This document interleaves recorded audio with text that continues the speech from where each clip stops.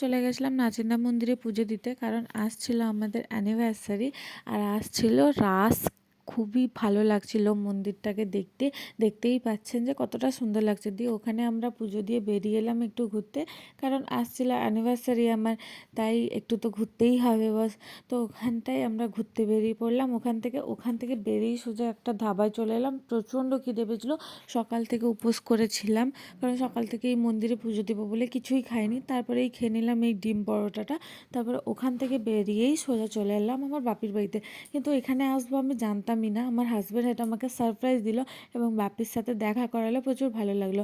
তো ওখান থেকে বেরিয়ে আমরা চলে এলাম হিজলির বাবা সাহেবের কোটগড়ায়, কারণ কোনোদিন না আমরা বাবা সাহেবের কোটগড়াতে যাইনি। তো ওখানে গিয়ে একটু মানত করে পুজো করে নিলাম, যাতে আমাদের ফ্যামিলিটা হ্যাপি ফ্যামিলি হয়, কোনোদিন কোনো প্রবলেম না আসে, আমরা সবাই খুব ভালো থাকি। এবং তারপরেই চলে এলাম সমুদ্রের সাইডে একটু ঘুরতে। সমুদ্রের সাইডে এসেই খেয়ে নিলাম ফুচকা, কারণ এটা তো মাস্ট, সবাইকে খেতেই হবে, কারণ ফুচকাটা আমাদের প্রচণ্ড ফেভারেট। তো ফুচকাটা খেয়েই আমরা সোজা ওখান থেকে বেরিয়ে চলে এলাম রসলপুর ঘাটে, কারণ আমরা না কখনো নদী পার করিনি নৌকোয় বসে। তো আমাদের কাছে বাইকও ছিল, তো ভাবলাম যে একবার নদী পার করি। তো আমার হাজব্যান্ড নিয়ে এলো নদী পার করিয়ে নিয়ে যাবে বলে। আমরা আর হিজলি দিয়ে ঘুরলাম না। এই যে দেখুন বসে পড়েছি, কিন্তু প্রচণ্ড ভয় লাগছিলো। তারপরে চলে এলাম দারিয়াপুরের লাইট হাউসের পার্কটাতে। ওখানে মেয়ের সাথে কিছুটা টাইম কাটালাম। তারপরে সোজা কন্টাইতে এসে একটা রেস্টুরেন্টে ঢুকে আমরা কিছু খাবার খেলাম এবং গোলাপ জামুন খেয়ে বেরিয়ে এলাম। বাই।